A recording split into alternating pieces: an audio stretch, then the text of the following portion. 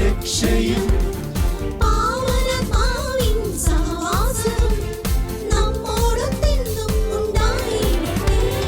ദൈവപിതാവിനു ആരാധന, ഈശോ മിശിഹായ്ക്ക് ആരാധന, പാവനാത്മാവിനു ആരാധന, ത്രിയേക ദൈവത്തിന് ആരാധന.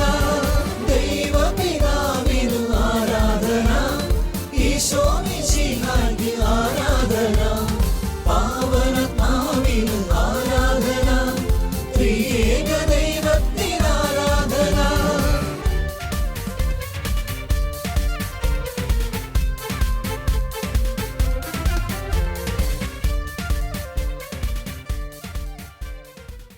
കൊളോസ്സുകാർക്ക് ലേഖനത്തിൽ 2-ാമത്തെ അധ്യായം 15-ാമത്തെ തിലിഖിതത്തിൽ ദൈവത്തിൻ്റെ വചനം യേശുവിൻ്റെ കുരിശിൽ മരണവുമായി ബന്ധപ്പെട്ട് എന്ത് സംഭവിച്ചു എന്ന് പറയുകയാണ്. ആധിപത്യങ്ങളെയും അധികാരങ്ങളെയും അവൻ നിരായുധമാക്കി. അവൻ കുരിശിൽ അവയുടെ മേൽ വിജയം ആഘോഷിച്ചുകൊണ്ട് അവയെ പരസ്യമായി അവഹേളന മാത്രമാക്കി.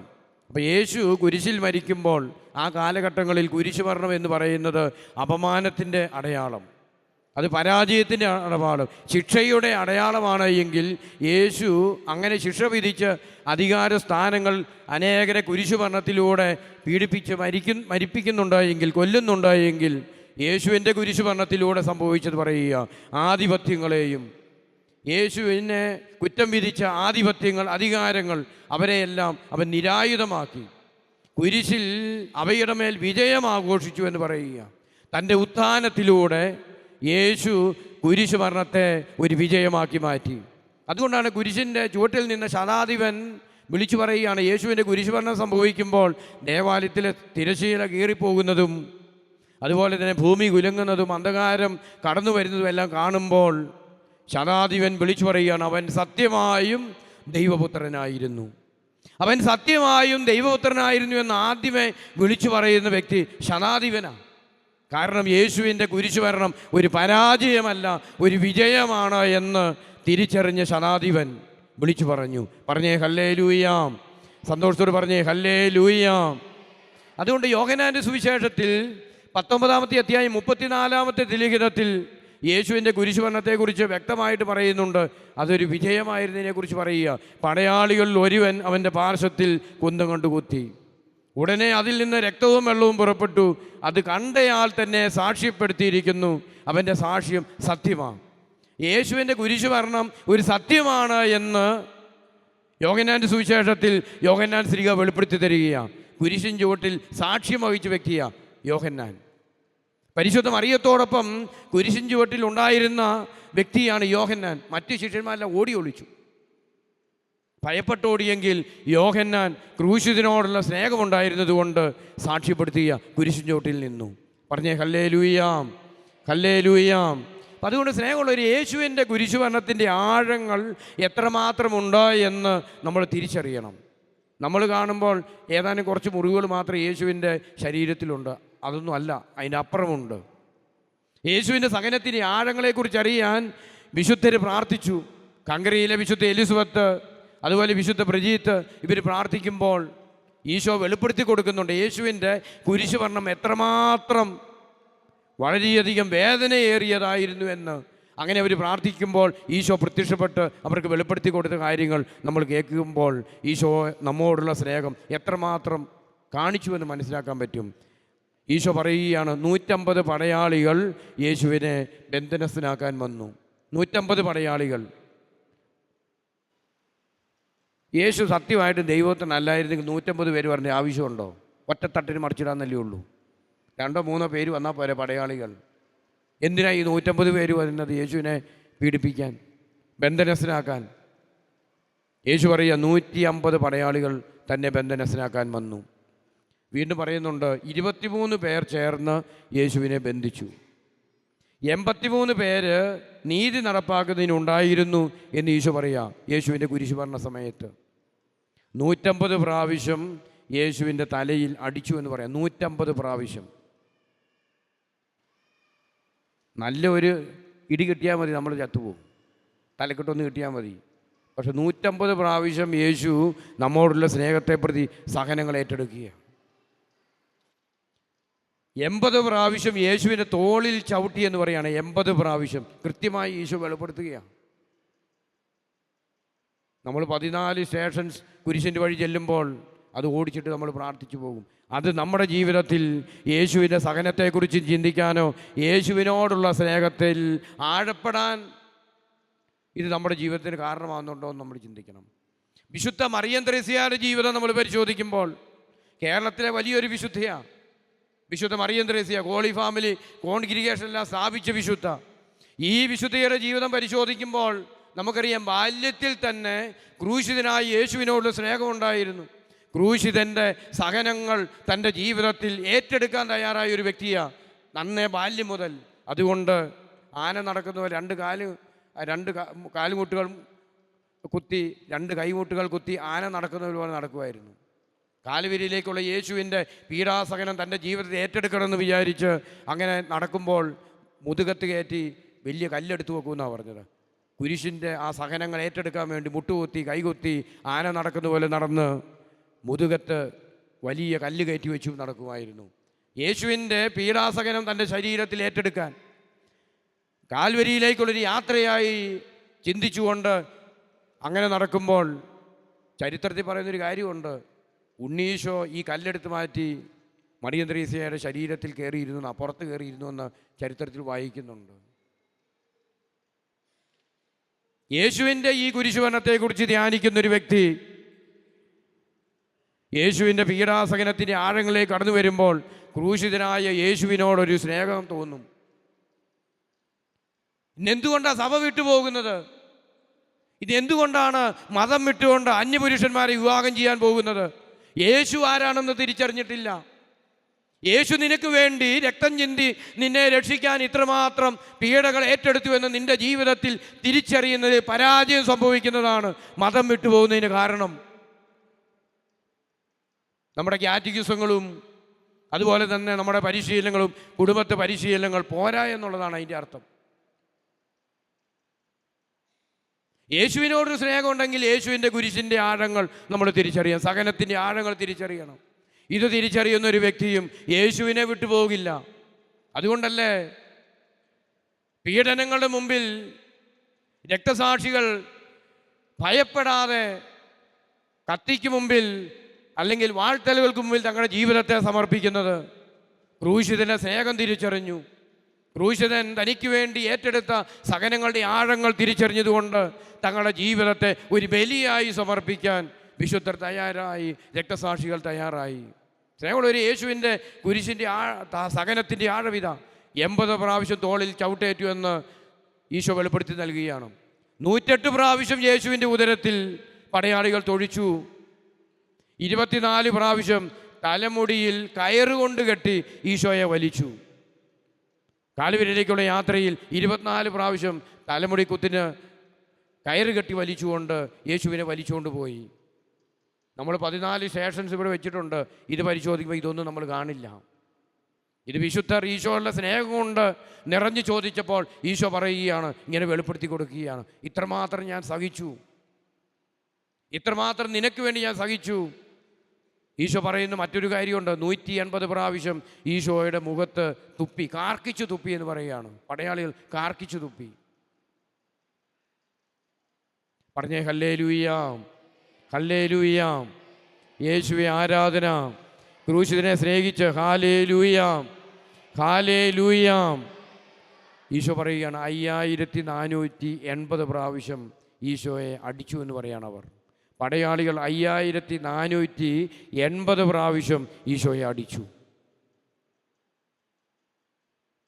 വീണ്ടും ഈശോ പറയുന്നുണ്ട്, അതിൽ 110 അടികൾ തലയിൽ തന്നെ ആയിരുന്നെന്നാണ് പറഞ്ഞത്. ഈശോയുടെ തലയിൽ തന്നെ 110 അടിയേറ്റു. 23 പ്രാവശ്യം ഈശോയുടെ താടിമീശ വലിച്ചു പറിച്ചു. എത്രമാത്രം സഹനങ്ങൾ ഈശോ ഏറ്റെടുത്തു. ഈശോ വെളിപ്പെടുത്തി കൊടുക്കുകയാണ്. 20 ക്ഷതങ്ങൾ തലയിൽ തന്നെ ഉണ്ടായിരുന്നു എന്ന് പറയുകയാണ്. 20 ക്ഷതങ്ങൾ തലയിൽ തന്നെ. ഈശോ പറയുകയാണ് 72 മുള്ളുകളുള്ള മുൾമുടി ശിരസിൽ അണിയിച്ചു. അതിൽ 3 മുള്ളുകൾ ശിരസിൽ ആഴത്തിൽ പതിഞ്ഞു. 3 മുള്ളുകൾ ആഴത്തിൽ പതിഞ്ഞു. സ്നേഹമുള്ളവരെ, ഈശോയോടുള്ള സ്നേഹത്തിൽ നിറഞ്ഞുകൊണ്ട് മുള്ളരിഞ്ഞാണം കെട്ടുന്ന വിശുദ്ധർ. ഞാൻ ഓർക്കുന്നുണ്ട്, ഞാൻ അടുത്ത കാലത്ത് വായിച്ച ഒരു വിശുദ്ധയായ സിസ്റ്ററുടെ ജീവിതം പറയുകയാണ്. ഈ സിസ്റ്റർ 73 മുള്ളുകളുള്ള മുൾമുടി തൻ്റെ ശിരസിൽ നിരന്തരം ധരിച്ചിരുന്നു. ആ സിസ്റ്റർ അത് വെയിലിൻ്റെ അടിയിൽ വെച്ചേക്കാണ്. എന്നിട്ടാണ് വെയിൽ ധരിക്കുന്നത്. അതുകൊണ്ട് ആരും അറിയില്ലായിരുന്നെന്നാണ് പറയുന്നത്. ഈശോയോടുള്ള സ്നേഹമുള്ളവർ, ഞാൻ ഓർക്കുന്നുണ്ട് 2017 വയനാട്ട് പ്രദേശത്ത് നിന്ന് ഒരു ചേട്ടൻ എന്നെ വിളിച്ചിട്ട് എന്നോട് ചോദിച്ചു, അച്ഛൻ്റെ പേര് ഡൊമിനിക്കൻ അച്ഛൻ എന്നാണോ എന്ന് ചോദിച്ചു. ഞാൻ പറഞ്ഞു അതേന്ന് പറഞ്ഞു. ഞാൻ ചോദിച്ചു എന്താ വിളിച്ചതെന്ന് ചോദിച്ചു. അപ്പോൾ ഇവർ പറയുകയാണ്, ഇവർ പ്രാർത്ഥിക്കുമ്പോൾ 6 മാസങ്ങൾക്ക് മുമ്പ് ഇവർക്ക് ഒരു ഡൊമിനിക് അച്ഛൻ എന്ന് പറഞ്ഞൊരു പേര് കിട്ടിയെന്ന് പറഞ്ഞു. ഇവർ പരിശുദ്ധ മറിയത്തോട് പ്രത്യേകമായ സ്നേഹമുള്ള ഒരു കൂട്ടായ്മയിൽ പ്രവർത്തിക്കുന്നവരാ. എന്നിട്ട് എന്നോട് ചോദിച്ചു, പാലക്കാട് ഡൊമിനിക് അച്ഛൻ മാത്രമുള്ളൂ രൂപതയിൽ, വേറെ വല്ല ഡൊമിനിക്കുമാരുണ്ടോ എന്ന് ചോദിച്ചു. ഞാൻ പറഞ്ഞു ഞാൻ മാത്രമേ ഉള്ളൂ എന്ന് പറഞ്ഞു. വേറെ ആരും ഇല്ല രൂപതയിൽ, ഡൊമിനിക്ക് എന്ന് പറഞ്ഞു ഞാൻ മാത്രമേ ഉള്ളൂ എന്ന് പറഞ്ഞു. അപ്പോൾ അവർ പറഞ്ഞു അച്ഛനെ ഒന്ന് കാണണമെന്ന് പറഞ്ഞു. ഞാൻ പറഞ്ഞു നിങ്ങൾ വന്നോളാൻ പറഞ്ഞു. എൻ്റെ പൊന്നു സഹോദരങ്ങളെ 7 പേര് വന്നെന്ന്, 7 പേര് എന്നെ കാണാൻ വന്നു. 7 ചേട്ടന്മാർ. ഇവർ വന്നിട്ട് എന്നോട് പറഞ്ഞത് എന്താണെന്നറിയാമോ?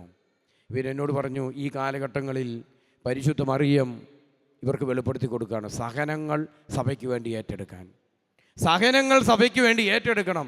യേശുവിൻ്റെ പീഡാസഹനത്തോട് ചേർന്ന് സഹനങ്ങൾ സഭയ്ക്ക് വേണ്ടി ഏറ്റെടുത്ത് സഭയെ വിശുദ്ധീകരിക്കാൻ, സഭാംഗങ്ങളെ വിശുദ്ധീകരിക്കാൻ, കുടുംബങ്ങളെ വിശുദ്ധീകരിക്കാൻ സഹനങ്ങൾ ഏറ്റെടുക്കാൻ പറഞ്ഞെന്ന് പറയാം. വീണ്ടും അവരോട് പറയുകയാണ്, സഹനങ്ങൾ നിങ്ങളുടെ ശരീരത്തിൽ വഹിക്കണമെന്ന് പരിശുദ്ധ മറിയം പറഞ്ഞു.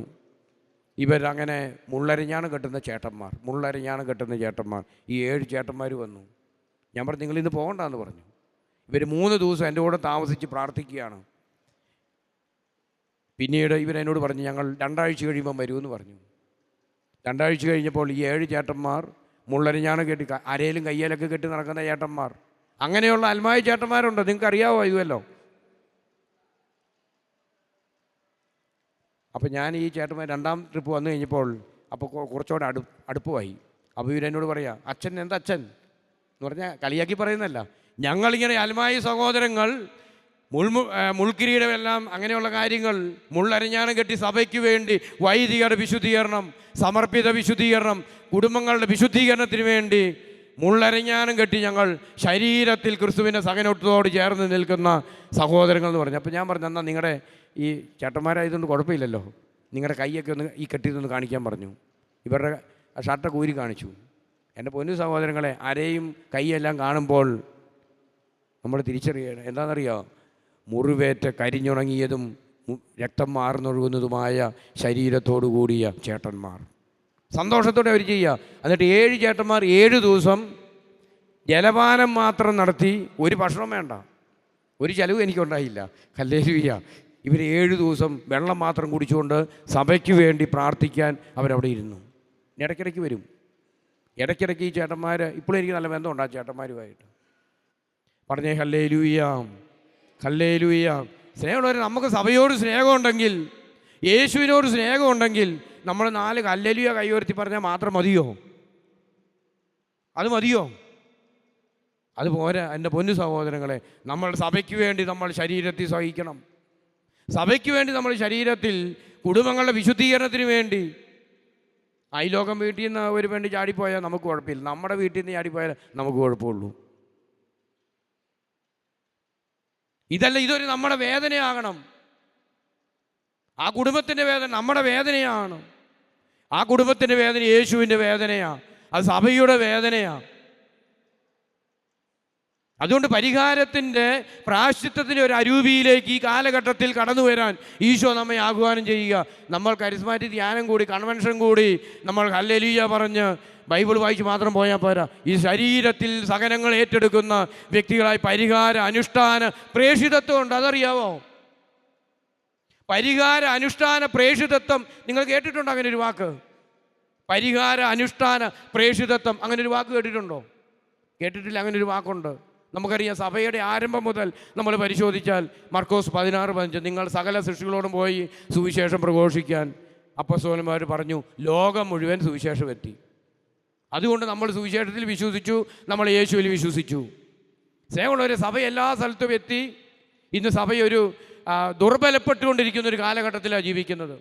സഭയിൽ വിശ്വാസം ചോർന്നുകൊണ്ടിരിക്കുന്ന കാലഘട്ടത്തിൽ അന്ധവിശ്വാസങ്ങൾ, നിരീശ്വര ചിന്തകൾ, യുക്തിചിന്തകൾ, സത്യവിശ്വാസം നിരക്കാത്ത കാര്യങ്ങൾ, സത്യദൈവത്തെ ആരാധിക്കുന്നവർ അന്യദൈവത്തെ ആരാധിക്കുന്നവരുടെ എണ്ണം കത്തോലിക്കരുടെ കൂടിക്കൊണ്ടിരിക്കുമ്പോൾ ഈ കാലഘട്ടത്തിൽ പരിഹാരം അനുഷ്ഠിച്ചുകൊണ്ടുള്ള ഒരു പ്രേഷിതത്വം ദൈവം നമ്മിൽ നിന്ന് ആഗ്രഹിക്കുന്നുണ്ട്. ഈ കാലഘട്ടത്തിൽ ഇതിനെക്കുറിച്ച് നമ്മൾ ചിന്തിക്കുമ്പോൾ ഹംഗറിയിലെ വിശുദ്ധ നത്താലിയ എന്ന് പറയുന്ന സിസ്റ്റർ ദൈവസന്നിധിയെ പ്രാർത്ഥിക്കുമ്പോൾ ഈശോയും മാതാവും പ്രത്യക്ഷപ്പെട്ട് അവരോട് പറയുന്നൊരു കാര്യമുണ്ട്. നിങ്ങൾ ഈ കാലഘട്ടത്തിൽ ആ സിസ്റ്ററോട് പറയുക, സഭയ്ക്ക് വേണ്ടി, ലോക വിശുദ്ധീകരണത്തിന് വേണ്ടി പരിഹാരം അനുഷ്ഠിച്ചുകൊണ്ടുള്ള ഒരു പ്രേഷിതത്വം, പരിഹാര അനുഷ്ഠാന പ്രേഷിതത്വം ഈ കാലഘട്ടത്തിൽ സഭയിൽ വേണം.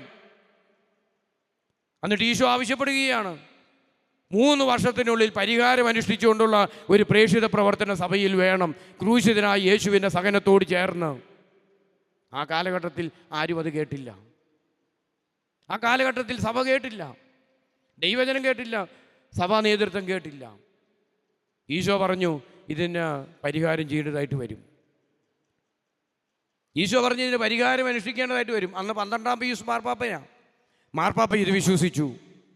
ഈ നത്താലിയ ശിശുവിലൂടെ പരിഹാരം അനുഷ്ഠിച്ചുകൊണ്ടുള്ള പ്രേഷിതത്വം നടത്തേണ്ട ഈ കാലഘട്ടത്തിൻ്റെ ആവശ്യമാണ് എന്ന് പറയുമ്പോൾ അത് ഈ മാർപ്പാപ്പ വിശ്വസിക്കുകയാണ്. മാർപ്പാപ്പയോട് ഈശോ പറഞ്ഞു, സിസ്റ്ററിലൂടെ പറയുകയാണ്, വേനൽക്കാല വസതിയിലേക്ക്, കാസ്റ്റൽ കൊണ്ടോൽഫയിലേക്ക് ഇപ്രാവശ്യം പോകരുത്, പോയാൽ അവിടെ ബോംബ് വീഴും. ബോംബ് വീഴുമെന്ന് പറയുകയാണ്.